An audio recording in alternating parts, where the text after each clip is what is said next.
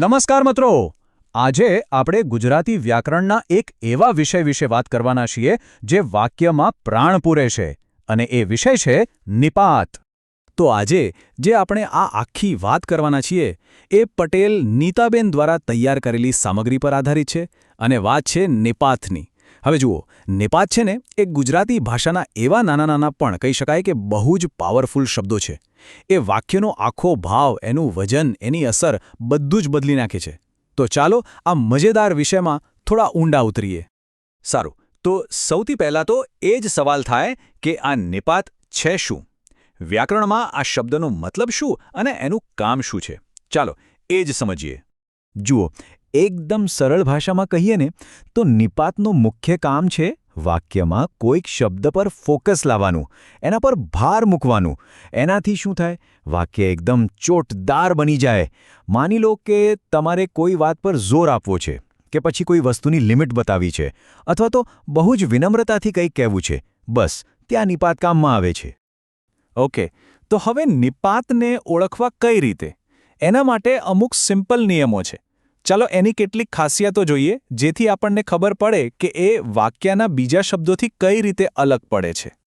અહીં બે બહુ જ મહત્વની વાતો છે. પહેલી વાત, નિપાત છે ને એ અવિકારી છે.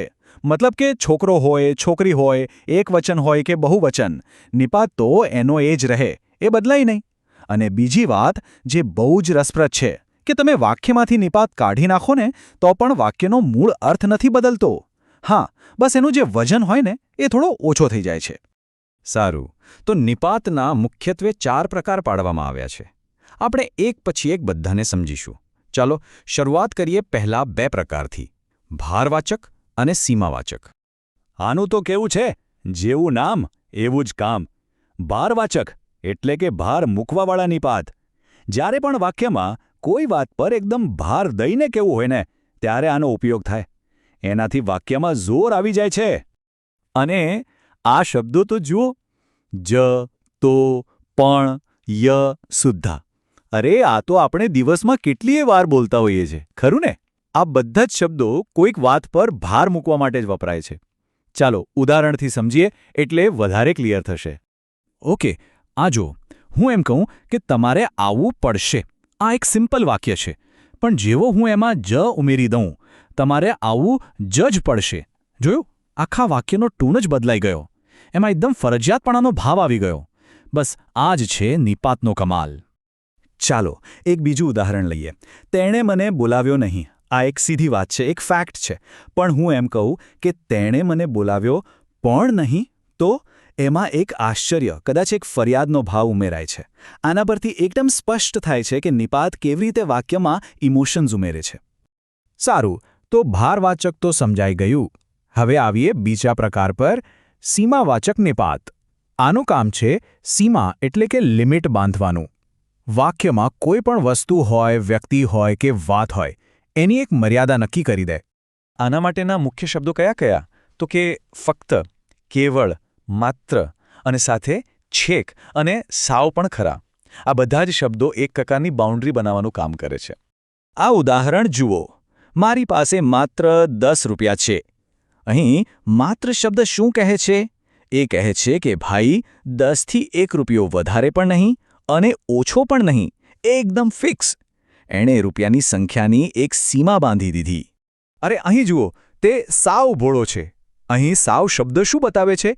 એ ભોળપણની હદ બતાવે છે. મતલબ કે એ થોડો ઘણો ભોળો નથી, એ તો બિલકુલ સંપૂર્ણપણે ભોળો છે. તો અહીં આ શબ્દ એના ગુણની સીમા નક્કી કરે છે. ચાલો, તો પહેલા 2 પ્રકાર તો એકદમ ક્લિયર થઈ ગયા. હવે આગળ વધીએ અને નિપાતના છેલ્લા 2 પ્રકારો પણ જોઈ લઈએ. આ બંને પ્રકારો વિનય અને વિનંતી જેવી બાબતો સાથે જોડાયેલા છે. ત્રીજો પ્રકાર છે વિનયવાચક નિપાત. આનો ઉપયોગ તો બહુ જ સહેલો છે. જ્યારે આપણે વાક્યમાં આદર, માન કે વિનમ્રતા બતાવી હોય ત્યારે આ નિપાત વપરાય છે. આનાથી આપણી ભાષા કેટલી સભ્ય અને મીઠી લાગે છે. અને આ પ્રકારમાં મુખ્યત્વે એક જ શબ્દ છે જે આખું કામ કરી લે છે, અને એ છે જી. સાવ નાનકડો શબ્દ છે, પણ વાતચીતમાં માન અને આદર ઉમેરવા માટે આનાથી અસરકારક બીજું કંઈ નથી. તમે જ વિચારો, કોઈને એમ કહો કે પધારો, અહીં બેસો, અને એમ કહો કે પધારોજી, અહીં બેસો, કેટલો ફરક પડી જાય છે ને. ખાલી એક જી લગાવવાથી આખા વાક્યમાં વિનય અને સત્કારનો ભાવ તરત જ આવી જાય છે. ઓકે, તો હવે આવીએ આપણા ચોથા અને છેલ્લા પ્રકાર પર. એનું નામ છે પ્રકીર્ણ, અથવા તો એનું એક મજેદાર નામ છે લટકણિયા નિપાત. અને લટકણિયા કેમ? કારણ કે આ શબ્દો મોટાભાગે વાક્યના છેડે આમ લટકતા હોય એવું લાગે છે. આનો ઉપયોગ આપણે ક્યારે કરીએ? જ્યારે આપણે કોઈની સાથે વાત કરતા હોઈએ અને એમની હા કે ના જાણવી હોય, કે પછી કોઈ વાત માટે થોડો આગ્રહ કરવો હોય, અથવા તો કોઈ વાત કન્ફર્મ કરવી હોય ત્યારે. આના મુખ્ય શબ્દો છે ને, કે, તો, એમ અને કેમ. આ બધા શબ્દો વાક્યના છેડે લાગીને વાતને એક સવાલ જેવો કે પછી વિનંતી જેવો ભાવ આપી દે છે. આ જુઓ, એકદમ પરફેક્ટ ઉદાહરણ છે. તમે કાલે આવશો, આ એક સ્ટેટમેન્ટ છે, પણ હું છેલ્લે ને લગાવી દો. તમે કાલે આવશો ને? બસ આ બની ગયો ખાતરી કરવા માટેનો પ્રશ્ન. એનાથી વાતચીત આગળ વધે છે. સરસ. તો આપણે નિપાતના ચારેય પ્રકારો ફટાફટ જોઈ લીધા. ચાલો હવે ક્વિક રીકેપ કરી લઈએ, એટલે બધું મગજમાં બરાબર બેસી જાય. તો આ રહ્યું આપણી આખી ચર્ચાનો સાર.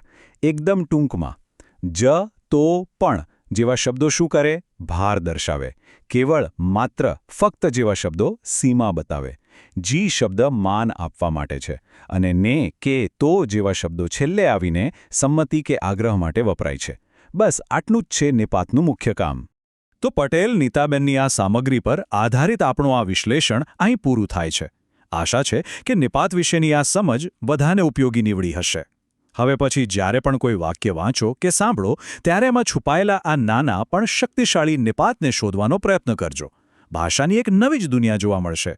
જો આ વિશ્લેષણ ગમ્યું હોય તો એને શેર, લાઇક અને સબસ્ક્રાઇબ કરવાનું ભૂલતા નહીં. આભાર.